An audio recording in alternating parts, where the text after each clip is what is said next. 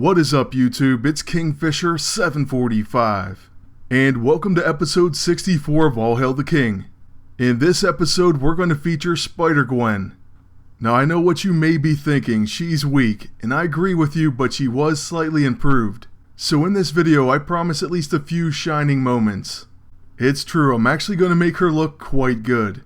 So first, check out the From the Helicarrier podcast, and I'll place a link in the description below. Then continue watching for some epic Spider-Gwen moments. By the way, as we get started, I do want to say one thing. My apologies to Frobro Gaming. For some reason during my Q&A I read his name as Fine Bros, the people behind the React channel. So I guess their videos were on my mind. But hopefully Frobro Gaming is watching this, because I did want to give him a shout out. Now for our first team up, we're using Spider-Gwen along with Spider-Man Noir. And her synergy is based on webbing, so that will be the primary focus of the team-ups and the fights. To begin, we can use her level 6 as a quick action, and it will place webbing on all the opponents at once. With that webbed in place, as you can see, her level 9 actually does a significant amount of damage. Don't get me wrong, that's what I'm set up for on offense, but still it does show she's not entirely useless. And we also get lucky with a Relentless Rapier proc, which takes out Pestilence Beast and dramatically changes the entire course of this fight. Then after the enemy agent's turn, next up is going to be Spider-Man Noir, and he is at a level 15, so this is going to be sort of a preview. For a level 15 generalist, they'll have access to a free action called Long Haul. What this will do is remove harmful status effects, and with Beast gone we can now use that, and we have a clean slate. So with our next action, we'll use our level 1 on Enchantress and hopefully apply Flanked. She is also webbed, so we could begin to build that up. Okay, but in this case Spider-Gwen must have been mind controlled, and she took the hit. Well, that doesn't change a whole lot. We're still going to use our Superior Combat Sensor on Enchantress, then the Vigilante Mask, followed by the Relentless Rapier. And yes, we're going to use the Arachnid set for all of these team-ups. I just thought it made sense. I actually did try the Sticky Situation set, or at least the 3 pieces I had, and this team got absolutely destroyed. It just did not go well. It would have been nice, but I have to be honest. I am going to stay away from that set in the future. I mean, it could in part be the meta, but that set just isn't that great. Speaking of greatness though, the Rapier is definitely that. So yeah, that weapon was kind of the MVP of our first fight. Spider-Gwen did have that really solid hit, but I think we need to step it up. So next we're using her with Anti-Venom. And the cool thing about them is they both have an AoE webbing. So he can web the entire enemy team with his I Am the Cure, and she of course does it with Bring the House Down. Unfortunately we did miss Hercules, but we're going to use our level 9 on the enemy agent. The cool thing about this is it exploits webbing and protection, and it has deadly crits. Besides that though, with our level 6 putting webbed on all the enemies, it sets up her passive proc as well. So there goes her follow-up attack. What this means is on our first turn, you'll very often get 3 attacks. That definitely helps out her damage, but certainly it is still low overall. Now with my agent's turn, we'll use our free action, then the Vigilante Mask as a quick action. Lastly, we'll try to drop the enemy agent with the Relentless Rapier.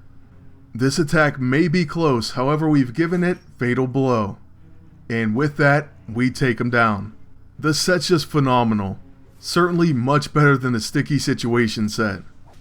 But next up, Anti-Venom is finally going to use his level 2.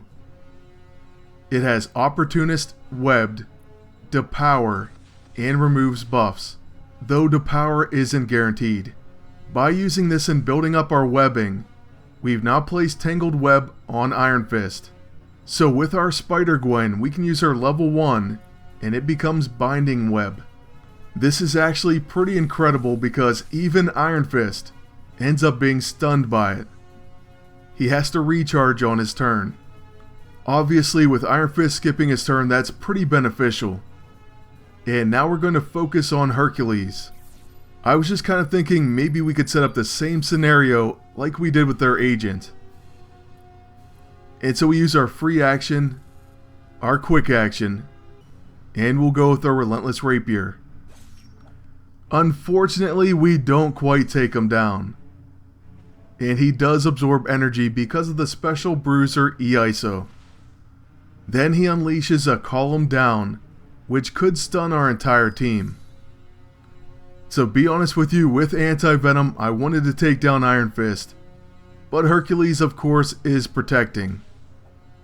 Luckily, he misses his counter, and our Relentless Rapier, despite Combo Breaker, still goes through. This happens from time to time. That's also going to leave Spider-Gwen, believe it or not, to take out Iron Fist. And she crits for over 21k. So see, I told you she could get a big hit. That's not bad, right? Hopefully she can do the same in this fight. We'll once again begin with her quick action. And then after that, we'll use her level 9. Okay, in this one, Molly Hayes has Absorb Energy. One good thing though is our level 1 with Spider-Gwen does have Exhausted. So it may come in very handy in this one. As far as Spider-Gwen's Hard Rock, we're going after Molly, and it looks like it's going to miss entirely.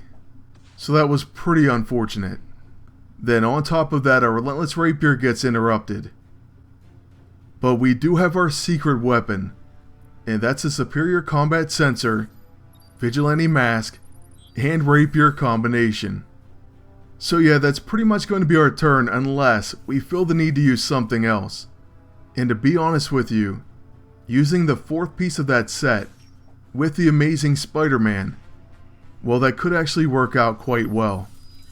You see, the 4th piece, the Bioelectric Pistol, applies Skirmisher to the team. Skirmisher increases damage dealt by counterattacks and follow-up attacks. The Amazing Spider-Man costume has the Web Slinger passive, and it says he gains a chance for an extra turn after he performs a follow-up or counter. The problem right now is giving him a follow-up or counter, but actually at level 15, as a scrapper, you could use his free action class ability. That would give him a guaranteed follow-up even without an infiltrator, assuming he doesn't get stopped by Combo Breaker, and that would be pretty amazing. Unfortunately, mine isn't even close to level 15, so that's going to be down the road quite a ways.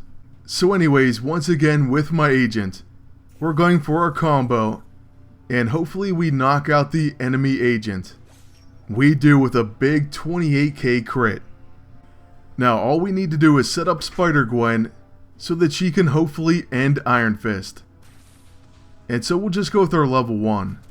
Even though he does proc Combo Breaker, he's still going to be binded, and so he has to recharge on his turn. This allows Spider-Gwen to use her Hard Rock, and it crits for 19k. So there's another finish by our star heroine of the episode, Spider-Gwen. And that's how this one's going to end. So I want to thank you all for watching, and ask you to please like, comment, and subscribe. Then until next time, good luck, and take care.